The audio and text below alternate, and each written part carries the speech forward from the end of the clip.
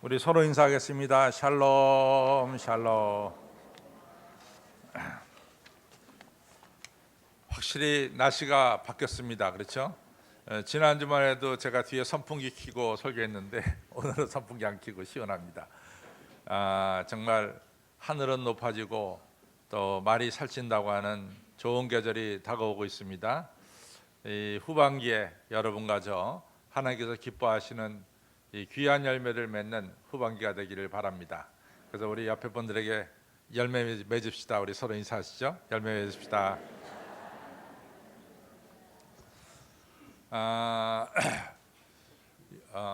성도 여러분들, 저와 여러분들이 잘 알고 있는 사도 바울이 있습니다. 그래서 사도 바울을 한마디로 정의한다면은 뭐 또 두 마디도 좋지만은 뭐라고 얘기하겠냐 이거죠. 사도 바울 하면은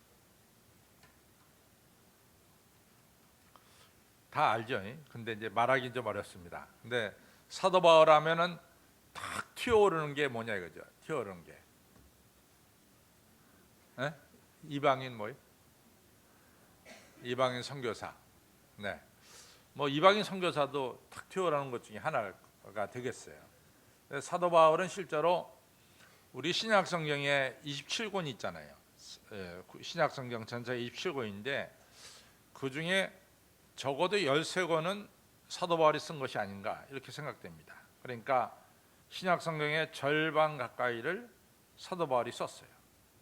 그러니까 신약 성경과 사도 바울은 뗄래야 뗄 수가 없는 중요한 역할을 하는 분이 사도 바울이죠. 근데 이 사도 바울 하면 조금 전에 말씀하셨듯이 선교사라고 하는 말이 굉장히 확실하게 다가옵니다. 1차, 2차, 3차를 통해서 선교를 하셨고 또 안디옥교에서 제일 먼저 선교사로 파송된 분이 바로 사도 바울이 되겠습니다. 근데 이러한 사도 바울인데 대단한 사도 바울인데 사도 바울이 일생 여러 가지 문제가 있지만은 크게 꼽으면은 두 가지 문제를 사도 바울이 가지고 살았어요. 그 중에 하나가 건강의 문제입니다. 사도 바울은 자기가 기도했듯이 찌르는 가시가 사도 바울에게 있었어요. 근데 찌르는 가시가 뭐냐? 어떤 분들은 간질이라고도 말하고 어떤 분들은 눈의 안질이라고도 말하고 어떤 분들은 곱추병을 갖지 않았느냐 이런 말씀하는 분도 있습니다. 어쨌거나 적어도 사도 바울이 갈라디아 교회에서는 한번 말씀 전하다가 쓰러진 적은 있었습니다. 이처럼 사도 바울을 늘 괴롭히는 것 중에 하나가 육신의 연약함입니다. 그것이 첫 번째고 두 번째 사도 바울에게 큰 가시가 되는 것, 문제가 되는 건 뭐냐면 사도권입니다. 많은 사람들이 우리는 지금도 사도 바울이라고 부르지만은 이 사도 바울이 활동할 당시에 많은 사람들이 당신이 어떻게 사도냐 하는 사도의 문제를 가지고 걸었습니다. 근데 왜냐하면은 우리가 사도행전 1장에 보면요, 가룟 유다가 목매달아 죽잖아요. 12제자 중에 가룟 유다가 빕니다. 그래서 사도행전 1장에서는 가룟 유다를 대신할 제자를 세우자 이런 이야기가 이제 있었죠. 근데 그 가룟 유다를 대신할 12번째 제자를 세우는데 그냥 막 세우는 것이 아니라 몇 가지 조건을 걸었어요. 그 첫 번째 조건이 뭐냐면은 예수님과 함께 출입을 같이 한 자. 그러니까 예수님이 3년 동안 공생애를 하셨잖아요. 3년 동안 공생애 하실 때 적어도 예수님하고 같이 다닌 자 중에서 한 명을 꼽아야 된다. 이거 첫 번째입니다. 두 번째는 예수님의 십자가의 죽음과 부활을 목격한 자가 되어야 된다. 그러니까 예수님의 십자가를 목격하고 또 십자가에서 죽으신 지 3일 만에 부활하신 예수님을 목격한 자가 예수님의 이 12명, 12번째 제자가 되어야 된다. 이것이 조건이었어요. 그래야만이 십자가 부활을 증거하지 않겠느냐 이런 이야기입니다. 근데 사실은 사도 바울은 이 두 조건에 다 해당이 되지 않아요. 예수님 살아계실 때 사도 바울은 한 번도 예수님을 만난 적이 없습니다. 또 두 번째로는 예수님의 십자가의 죽음과 부활을 사도 바울은 목격하지를 못했어요. 그러나 우리가 아는 대로 사도행전 9장에 다메섹으로 올라가는 길에 이 부활하신 예수님을 만나서 이방인의 사도로 부름을 받죠. 그러면서 이제 선교사로서 이 교회를 세우고 복음을 전합니다. 특별히 오늘 본문의 배경이 되는 고린도 교회는 사도행전 18장에서 사도 바울이 아데네를 선교하고 내려와서 그 다음에 고린도에서 교회를 세웠습니다. 1년 반 동안 머물면서 교회를 세웠거든요. 사도 바울이 세운 교회가 참 많지만은 그래도 지금까지 구체적으로 이 교회가 사도 바울이 세웠다라고 하는 흔적이 남는 교회는 고린도 교회가 되겠습니다. 왜냐하면 여러분들이 고린도에 가면은 사도 바울이 세운 교회가 크게 세워진 교회가 있어요. 근데 그 벽에 보면은 일대 담임 목사님서부터 현재 이르기까지 담임 목사님의 이름이 쭉 거기에 쓰여져 있습니다. 바로 그 교회 담벼락에 제1대 담임 목사님으로 사도 바울이 적혀져 있습니다. 그러니까 이같이 흔적을 남긴 교회는 아마도 고린도 교회가 유일하지 않을까 이런 생각이 듭니다. 근데 이같이 정성 들여서 세운 고린도 교회, 사도 바울이 1년 반 동안 유하면서 세운 교회인데 사도 바울이 1년 반 동안 교회를 어느 정도 세워놓고 그 다음에 에베소로 넘어갑니다. 그 다음부터 이제 후임 목회자들이 찾아와서 에베소 교회를 목회하게 되는데 에베소 교회가 사도 바울이 떠나고 나서 문제가들이 생겼어요. 그것은 뭐냐면은 좀 갈라집니다. 그래서 나는 뭐 사도 바울 파다 하는 파가 생기고 또 나는 아볼로 파다 하는 파가 생기고 나는 베드로 파다 하는 파가 생기고 심지어는 나는 그리스도 파다 하는 파가 생깁니다. 그래서 사도 바울이 굉장히 속상했어요. 어떻게 그리스도가 나눠질 수가 있느냐 이런 문제입니다. 또 하나의 문제는 그 고린도 교회 내 음행 사건이 일어났습니다. 그래서 어떻게 하나님의 교회에 음행 사건이 일어날 수 있느냐 이것이 이제 사도 바울이 말씀하는 두 번째 내용입니다. 세 번째는 이 사도 바울 개인과도 관계되는 거예요. 사실은 조금 전에 제가 언급했듯이 사도 바울은 글 쓰는 데는 탁월한 능력이 있는 것 같아요. 그래서 신약성경 27권 중에서 13권이 사도 바울이 썼다 이렇게 생각이 됩니다. 그런데 사도 바울이 말씀을 전하는 일에는 조금 부족한 것 같아요. 그래서 우리가 아는 대로 사도 바울이 이 루스드라에서 말씀 전할 때 이 청년 하나가 설교를 듣다가 졸려갖고 떨어진 일도 없잖아 있어요. 그렇죠? 그래서 사도 바울이 말씀은 그렇게 재미있게 잘 전하는 것 같지는 않습니다. 근데 그걸 갖다가 꼭 집어서 고린도 교회에서 교인들이 사도 바울을 비난한 거예요. 당신은 글은 출중하지만은 말은 조란 것 같다. 그 조라다 이렇게 나오죠. 말은 잘 못하는 것 같다. 이러면서 이 사도 바울을 개인적으로 조금 이 공격을 했어요. 사도 바울이 이러한 이 고린도 교회의 이 사도권의 문제 또는 사도 바울의 어떤 능력에 대한 문제 이런 문제를 사도 바울이 받고 나서 사도 바울이 할 수 없이 내가 나에 대한 이야기를 좀 해야 되겠다 하고 이야기한 것이 오늘 여러분과 제가 읽은 고린도후서 12장 1절부터 10절에 맞습니다. 근데 사도 바울이 굉장히 조심스럽게 얘기를 시작해요. 내가 부득불 나에 대한 이야기를 하지 않을 수가 없다. 이렇게 이제 12장 1절에서 시작을 하죠. 근데 내 이야기가 절대로 자랑이 되지 않기를 바란다 라고 하는 단서도 거기다가 걸어두고 있습니다. 그러면서 이제 사도 바울이 자기 이야기를 하는데 여러분과 저는 이 사도 바울이 내가 한 사람을 안다 라고 얘기하지만 그 사람이 바로 사도 바울이라는 것을 우리는 알고 있어요. 사도 바울이 자기를 조금 어떻게 해서라도 좀 감추려고 하는 마음에서 내가 한 사람을 안다 이렇게 이제 얘기를 하는 거죠. 그래서 우리가 거기서 사도 바울의 마음을 좀 읽을 수가 있어요. 그 사람이 14년 전에 셋째 하늘, 그러니까 3층 천에 다녀왔다 이렇게 얘기합니다. 근데 유대인들의 이러한 생각 속에는 3층천 하면은 하나님이 계신 곳이 3층천이에요. 그래서 우리가 보는 이 공기, 이거는 1층천입니다. 그 다음에 2층천은 이 영들의 세계, 그렇죠? 악한 영들과 선한 영들의 싸우는 세계를 2층천이라고 이제 히브리 사람들은 생각하고 있어요.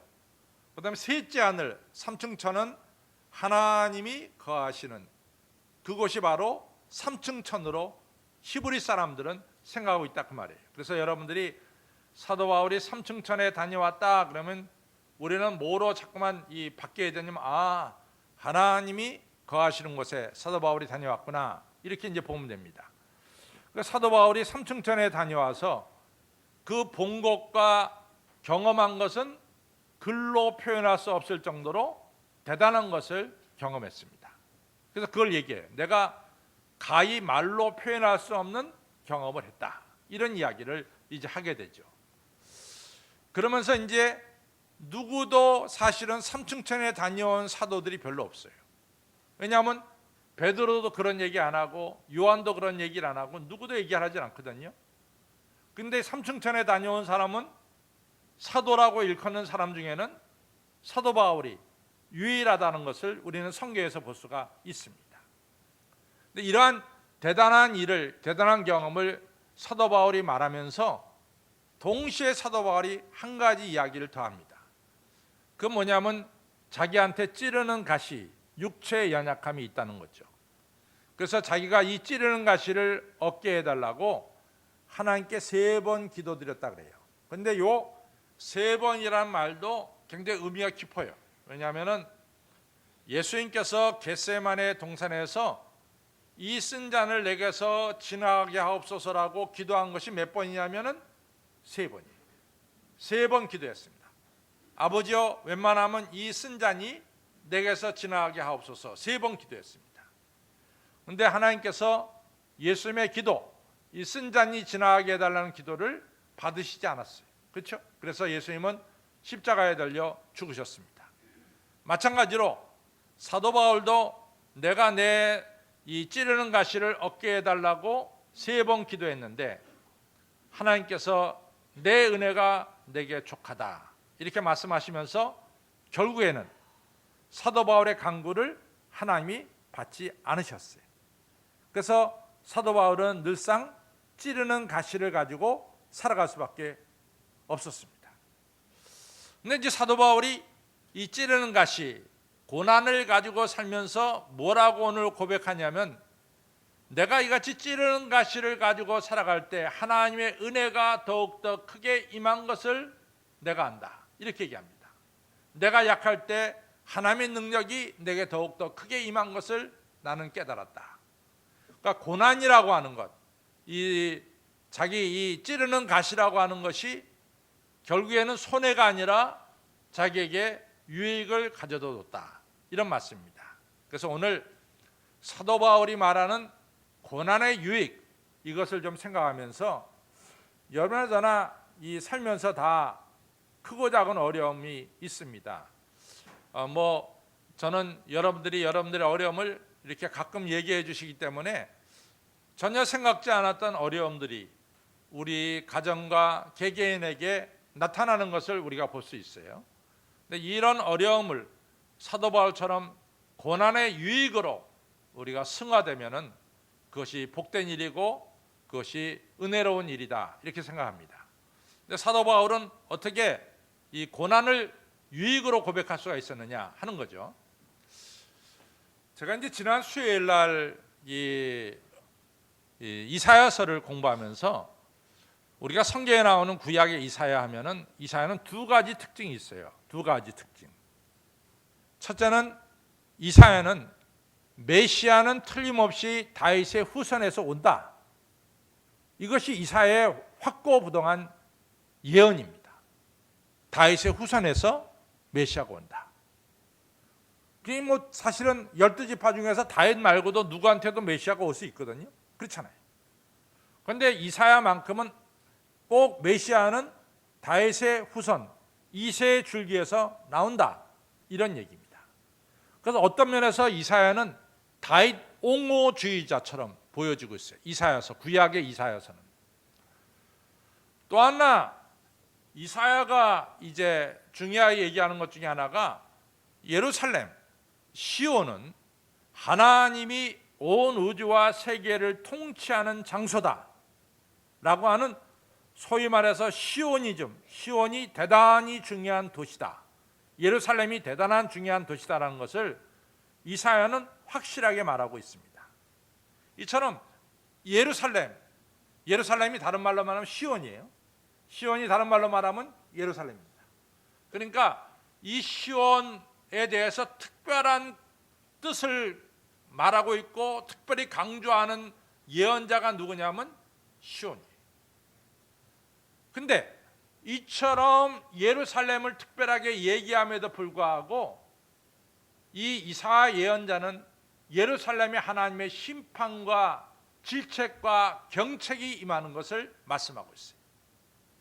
하나님이 통치하는 도시라고 하는 대단하게 중요하게 여기지만 그같이 사랑하는 예루살렘 도시에 하나님이 경책하고 질책하고 진노하는 말씀을 이 이사야 29장에서 말씀하고 있습니다.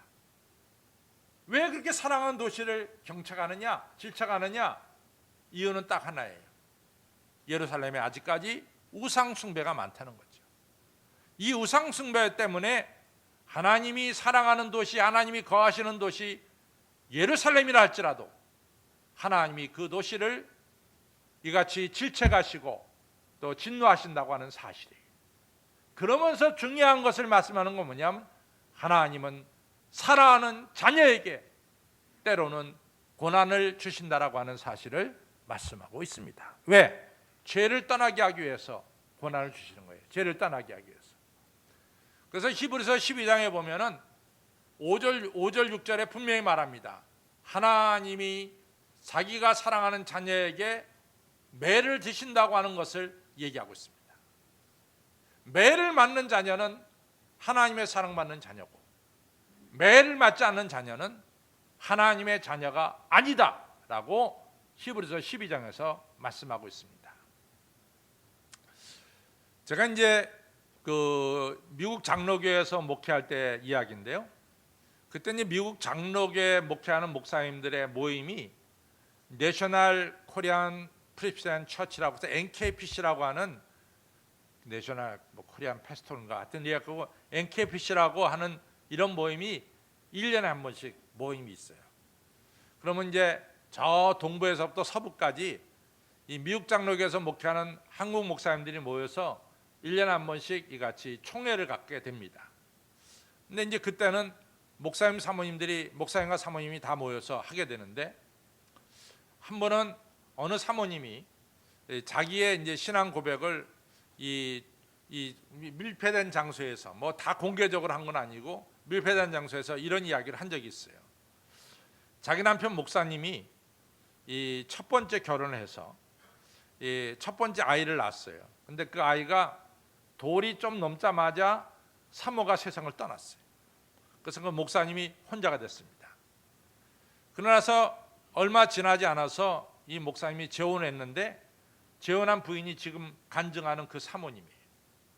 근데 그 사모님이 재혼해가지고 아기를 남자아이 둘 낳고 딸아이를 낳은 거예요. 그러니까 목사님으로 볼 때는 아들 셋 딸 하나가 되고 이 사모님이 낳은 아이는 아들 둘 딸 하나예요. 근데 첫 번째 아이가 돌 지나자마자 얼마 있지 않아서 이제 이 새로운 어머니가 들어왔기 때문에 이 아이는요, 이 지금 어머니가 자기 친어머니로 알아요. 모른다고요. 자기 생모가 세상을 떠나는지 전혀 몰라요. 그럴 수밖에 없잖아요. 한 돌 넘는 아이가 어떻게 자기 엄마를 구별하겠어요. 그래갖고 이제 지내는데 이게 이제 아들 셋 딸 하나니까 이게 집안이 만만치 않잖아요. 아들 셋이 한번 사고 치기 시작하면 정신이 없습니다. 그러니까 뭐 집안이 정신없이 할 때는 이같이 어머니가 결국은 질서를 잡기 위해서 애들을 불러다 놓고 야단을 치죠. 그런데 이 사모는요, 애들 불러다 놓고 야단 칠 때는 둘째 아들, 자기가 난 첫 아들만 때려요. 너희는 네가 형만 안 듣고 동생들 잘 이같이 데리고 있지 않기 때문에 너 때문에 이 집안에 이같이 질서가 무너졌다. 둘째만 때리는 거야. 그러니까 둘째는 억울한 거야. 어머니, 형이 시켰다고 말이야. 그러면서 이제 변명하지만은 어머니는 둘째를 때립니다. 그러면서 이제 어머니가 하는 말이, 저는 첫째를 때릴 수가 없습니다. 저는 첫째를 때릴 수가 없습니다. 그래요. 왜? 첫째는 자기가 낳은 자식이 아니기 때문에 못 때려요. 둘째는 뭡니까? 자기가 낳은 자식이기 때문에 사랑하는 마음으로 때리는 거죠. 히브리서 12장 말씀이 딱 맞는 거예요. 하나님께서 여러분과 저에게 이같이 때로는 어려움을 주신 것은 내가 너를 사랑하기 때문에 어려움을 주시는 거죠. 장천수 집사님 안 그래요? 맞죠? 우리 장집사님은 신앙 고백할 수가 있어요. 장집사님은 하나님이 사랑하는 아들이기 때문에 때로는 장집사님에게 어려움도 주시고, 왜? 내 사랑하는 아들이기 때문에 어려움을 주시는 거예요. 그래서 여러분과 저는 이러한 어려움을 통해서 제일 먼저 해야 되는 일이 뭐냐? 회개하라, 천국에 가까웠느니라 하는 이 말씀처럼 우리에게 잘못을 회개하게 되고, 그리고 우리가 깨끗해지는 역사가 이루어지게 된다, 그 말이에요. 또 한 가지, 우리가 이제 사실은 살다 보면은 이 잘못된 습관들이 붙어 있어요. 그렇죠, 잘못된 습관들이. 근데 이 습관을 버리기라는 게요, 이게 보통 어려운 게 아니라고요. 정말 습관 버리는 게 어려운 일이에요. 여러분들, 제가 지난 수요일날 저녁에도 예화를 드렸지만, 자기하고 가장 친한 친구가 도박에서 집안 가산 다 탕진했어요. 집에 쫓겨났어요. 자식들도 더 이상 아버지 안 보겠다고 쫓아냈어요. 근데 그 친한 친구가 그걸 보면서 뭘 느껴야 됩니까? 나는 이제 이쯤에서 도박을 그만둬야 되겠다. 나도 저 친구처럼 쫓겨날 날이 며칠 안 남았구나.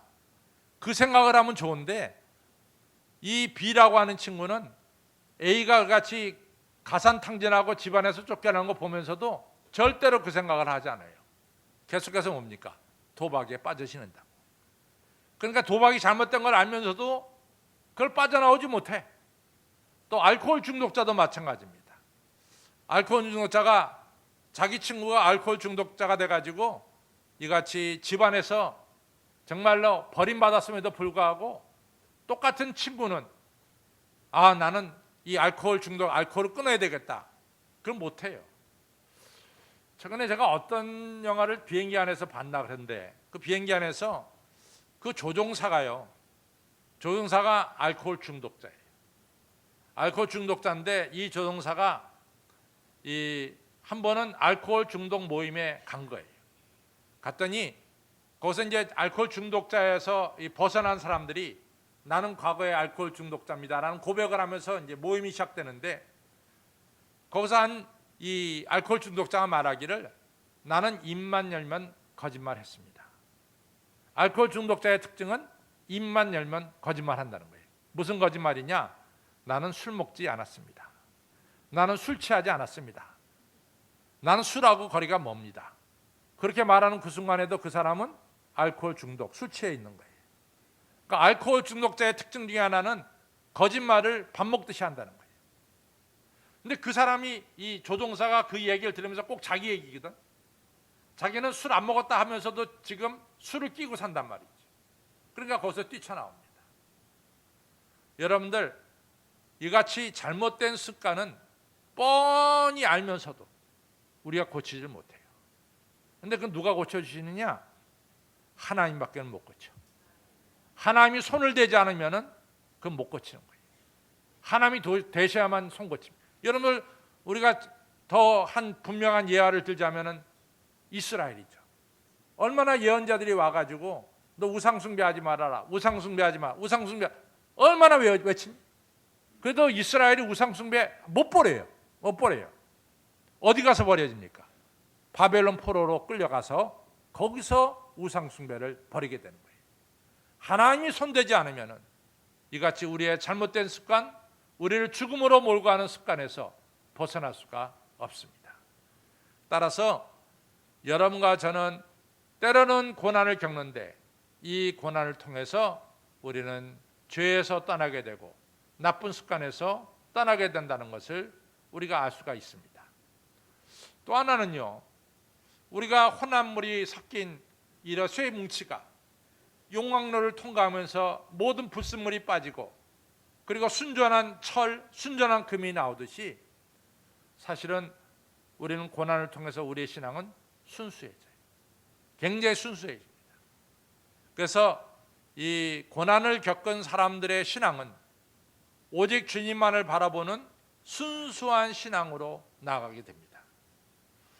그래서 이 베드로가 베드로전서 1장 5절에서 6절에 이런 얘기를 합니다. 초대교회 교인들에게 내가 당신들이 어려움을 겪는다는 소리를 듣고 내 마음에 근심했습니다. 여러분들이 어려움이 너무 힘들 것 같고 또 여러분들이 절망할 것 같아서 내가 잠시 근심했습니다. 그러나 내가 도리어 크게 기뻐합니다. 왜냐하면 당신들의 신앙이 순수해졌습니다. 이같이 불로 달고도 없어질 금보다 더 귀하게 당신들의 믿음이 순수해졌습니다. 우리 주님 앞에 설 때 당신은 틀림없이 영광과 존귀와 찬양을 받게 될 것입니다. 이런 귀한 말씀을 합니다. 여러분, 우리에게 때로는 어려움이 올 때 여러분과 저의 신앙은 더욱더 순수해지는 복된 길로 나간다는 것을 꼭 기억하시기를 바랍니다. 세 번째로, 이제 이 고난이라는 게 왜 중요하냐? 사실은 크게 보면은 하나님께서 사도 바울을 보호하려고 이 고난을 주셨어요. 사도 바울이 이같이 분명히 고백하기를 나로 하여금 자고하지 않게 하기 위해서 우리 하나님께서 나에게 찌르는 가시를 주셨습니다. 자고하지 않게 하기 위해서, 내가 교만해지지 않게 하기 위해서 하나님께서 나에게 찌르는 가시를 주었습니다. 교만은 하나님이 미워하는 것 중에 미워하는 것이 교만입니다. 교만은 뭡니까?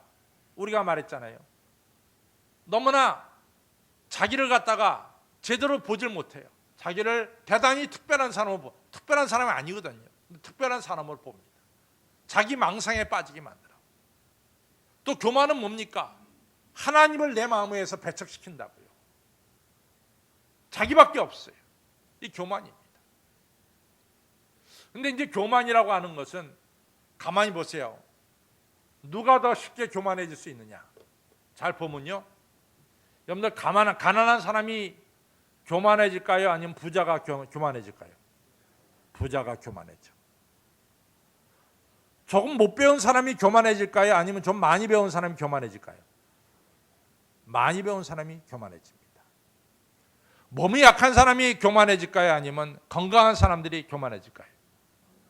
건강한 사람들이 교만해져요. 그것이 현실이라고요. 우리가 좀 배우고 우리가 좀 가지고 또 우리가 좀 건강하면은 우리는 너무나 쉽게 교만해질 수가 있는 거예요. 그래서 모세가 신명기 8장에서 이런 얘기 하잖아요. 나는 정말로 너희들이 가나안 땅에 들어가서 집 가지고 포도원 가지고 밭 가지고 살기를 원한다. 왜냐하면 이스라엘 백성들이 480년 동안 떠돌이 생활했잖아요. 430년 애굽의 노예, 40년 광야 생활, 그 다음에 10년 가나안 정착 시간, 무려 480년을 갖다가 이스라엘 백성들이 떠돌이 생활했다고요.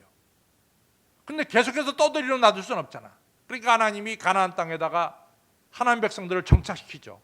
밭도 주고 포도원도 주고 집도 주고 그러죠. 근데 하나님 말씀합니다. 내가 참 너희들이 밭 갖고 포도원 갖고 다 원하는데 내가 걱정된다. 너희들이 배부르고 등 따숩고 은금이 풍족하게 되면은 나를 모른다 할까 내가 심히 두렵다. 나를 모른다 할까 심히 두렵다. 신명기 8장 12절에 나오는 말씀. 우리 하나님은 여러분과 저가 부유해지기를 원하는데 부유해지면은 하나님을 떠날까 우리 하나님이 심히 두렵다라고 말씀하는 거예요. 그러니까 사도 바울에게 삼층천이라고 하는 어마어마한 것을 보여주면서 하나님은 이 사도 바울을 지키기 위해서 찌르는 가시를 주신 것을 알 수가 있습니다. 그래서 여러분과 저는 때로는 우리에게 고난이 찾아오면은 하나님은 내 신앙을 지켜주기 위해서 나에게 이러한 어려움도 주셨다라는 사실을 우리가 받아들여야 될 줄로 믿습니다. 그 다음에 저는요, 이 신앙의 밸런스가 매우 중요하다고 생각해요. 밸런스가. 신앙의 밸런스가. 우리가 이제 성경에 보면 하나님도 항상 이 밸런스를 얘기하고 있어요. 예를 들자면은 우리 은동기 집사님에게 하나님은 지식적으로 말합니다. 은동기 집사님에게 너는 내 사랑하는 아들이고 내 기뻐하는 자다. 너 하나님의 아들인 걸 아느냐 하면서 자꾸만 우리에게 지식적으로 확신을 시켜줘요. 그렇죠?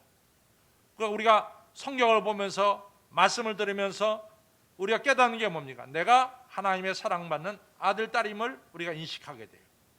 근데 성경은 그 부분만 얘기한 것이 아니라 그 다음 부분을 얘기해. 내가 하나님의 아들이면은 하나님의 아들답게 살아라. 행동을 얘기합니다.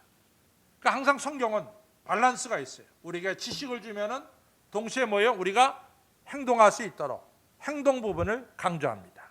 그래서 성경은 지식과 행동이 밸런스를 맞춰가면서 나가도록 해요. 우리 신앙생활에 밸런스가 매우 중요하죠. 저는 지금까지 이같이 신앙생활하면서 느끼는 것은 하나님이 우리의 신앙생활에 밸런스를 맞춰주신다는 것을 갖다가 많이 느껴요. 그런데 우리가 가끔은요, 우리가 밸런스를 깰 때가 있어요. 우리 스스로 지나치게 뭐 할 때가 있다고. 그때 막으시는 게 누굽니까? 성령님이 막으세요. 그래서 우리를 하여금 신앙의 밸런스를 맞춰주시는 거예요. 제가 드리는 말씀을 이해가 되시는지 모르겠어요. 이해가 되십니까? 아니면 이해가 안 됩니까? 이해가 잘 안 돼요. 하나님은요, 우리에게 신앙의 정도를 걷도록 밸런스를 맞춰주십니다. 틀림없이 맞춰주세요. 가끔 느낍니다. 하나님이 이 부분을 막으시고 나로 하여금 이 길로 걸어가게 하시는구나. 그건 신앙의 밸런스예요. 우리 하나님은 이러한 밸런스를 우리에게 주시는 거예요. 그러니까 사도 바울에게 삼층천을 보는 축복도 주시고 또 동시에 뭐도 주세요? 찌르는 가시도 주세요. 마태복음 3장에 예수님께서 세례받으면서 하늘이 열려 하늘이 이 땅에 임하는 거죠. 하늘이 열리고 비둘기가 내려와 너는 내 사랑하는 아들이요 내 기뻐하는 자라고 하는 엄청난 소리를 듣게 돼. 그렇죠? 그러면서 그 다음에 4장으로 넘어가면 뭐가 이루어집니까? 예수님께서 마귀에게 3번 시험을 받잖아요. 그것도 예수님의 이같이 사역에 의해서 밸런스를 맞춰주시는 거죠. 이같이 오늘 우리에게 고난이 찾아오는 것은 나로 하여금 신앙의 밸런스를 갖게 하시는 하나님의 섭리임을 기억하시기를 바랍니다. 또 한 가지 우리가 생각하는 것은 여러분들 영혼의 축복, 영적인 축복이 중요할까요? 아니면 육적인 축복이 중요할까요? 영적인 축복이 중요해요. 영적인 축복이 중요합니다. 그러니까 사도 바울이 내가 약할 때 곧 강함이라고 하는 중요한 고백을 하고 있습니다. 여러분들 사도 바울이 육신적으로 이같이 찌르는 가시를 가지고 살았죠. 근데 도대체 성경에 나온 인물 중에 사도 바울만큼 세계를 다니면서 선교한 사람이 어디 있어요? 사도 바울만큼 세계를 다니면서 선교한 분이 어디 있냐 말이죠. 사도 바울만큼 따라가는 사람이 없어요. 언젠가 한번 여러분들 한번 기회가 되면은 사도 바울의 이가 선교 여행지를 한번 순례하시길 바랍니다. 여러분들이 좋은 차를 타고 가도 힘들어서 헉헉거려. 그 옛날 사도 바울은 어떨 때 여유가 되면 나귀를 타고 갔겠고 어떨 때는 여유가 안 되면 걸어갔을 겁니다. 그래도 그 찌르는 가시 가지고 1차, 2차, 3차 세계 선교 여행을 했어요. 그것이 바로 영적인 축복이에요. 우리가 이제 창세기를 보면요, 창세기가 전체가 50장 아닙니까? 50장인데 1장서 11장까지는 창조기사서부터 타락기사서부터 나오는 것이 1장 11장이에요. 그걸 갖다 우리가 원역사라고 불러요. 창세기 12장부터 50장까지를 우리가 주로 믿음의 족장들에 대한 이야기가 나와요. 그럼 믿음의 족장들 하면 아브라함과 이삭과 야곱을 가리켜요. 아브라함과 이삭과 야곱. 근데 아브라함에 대한 이야기는 창세기 12장에서 시작해서 창세기 25장에서 아브라함의 이야기는 끝나요. 12장에서 시작해서 25장에 끝이 납니다. 그 다음에 이삭의 이야기는 조금밖에 안 나와요. 그 다음에 세 번째 야곱에 대한 이야기는 창세기 25장에서 야곱이 출생합니다. 그때부터 야곱의 이야기가 나와서 창세기 49장, 창세기 야곱이 죽을 때까지 이같이 야곱에 대한 이야기가 나오죠. 그러면은 아브라함의 이야기는 불과 12장밖에 안 나오는 거지. 13장밖에. 근데 반면에 야곱에 대한 이야기는 20넉장에 대해서 나오고 있습니다. 근데 야곱은 어떤 인물이냐? 야곱은 창세기 32장에서 야복강가에서 하나님한테 한 대 맞아서 환도뼈가 위골됐어요. 그리고 일평생 야곱은 절룩거리면서 살 수밖에 없었습니다. 그렇죠. 그런데 여러분들 야곱은 어떤 인물이에요? 야곱의 허리에서 12아들과 딸 하나가 나왔어요. 그 12아들이 바로 이스라엘의 12지파를 만들었습니다. 일평생 거의 많은 세월을 야곱은 절룩거리면서 살았지만, 찌르는 가시를 가지고 살았지만 12지파를 만든 장본인이 바로 누구냐? 야곱이란 말이지.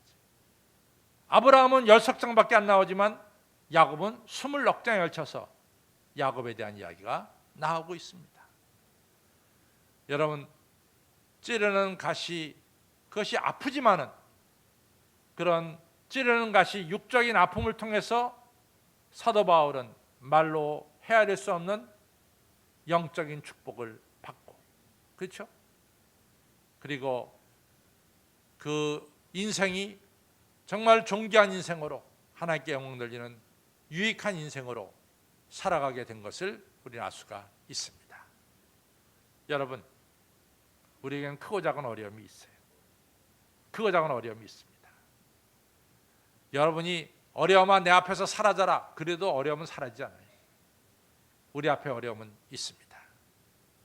그 어려움을 통해서 여러분과 저는 죄를 깨닫고 회개하고 잘못된 습관을 버리게 되고, 어려움을 통해서 더 거룩해지시고, 또 어려움을 통해서 겸손해지시기를 바랍니다. 신앙의 정도, 밸런스를 찾으시기를 바랍니다. 그리고 이 어려움이 나에게 엄청난 축복을 가져다 줌을 깨닫고, 영적인 축복을, 내 은혜가 내게 족하도다 내가 약할 때, 이런 고백이 우리에게 있기를 주님의 이름으로 축원합니다. 기도하겠습니다. 아버지 하나님이여, 감사합니다. 오늘 사도 바울이 이같이 찌르는 가시를 가지는 이 아픔 속에서, 또 고통 속에서 이 고난이 바로 유익이 됐고 고난이 바로 축복이 된 것을 자세하게 말씀해 주신 것을 저희들이 보았습니다. 아버지 하나님, 우리가 고난을 통해서 죄의 습관을 버릴 수 있도록 도와주시고, 고난을 통해서 아버지 하나님 저희들 더욱더 거룩해질 수 있도록 도와주시고, 아버지 하나님 고난을 통해서 저희들 교만하지 않도록 겸손해지도록 저희들 붙들어 주시고, 신앙의 정도를 걷게 하여 주시고, 내가 약할 때 곧 강함이 아니라 하나님의 능력과 은혜를 더욱더 체험하는, 고난의 유익을 저희들이 꼭 체험하는 머리 숙이는 성도님들이 되게 하여 주시옵소서. 감사하며 예수님 이름으로 간절히 기도를 쌓옵나이다. 아멘.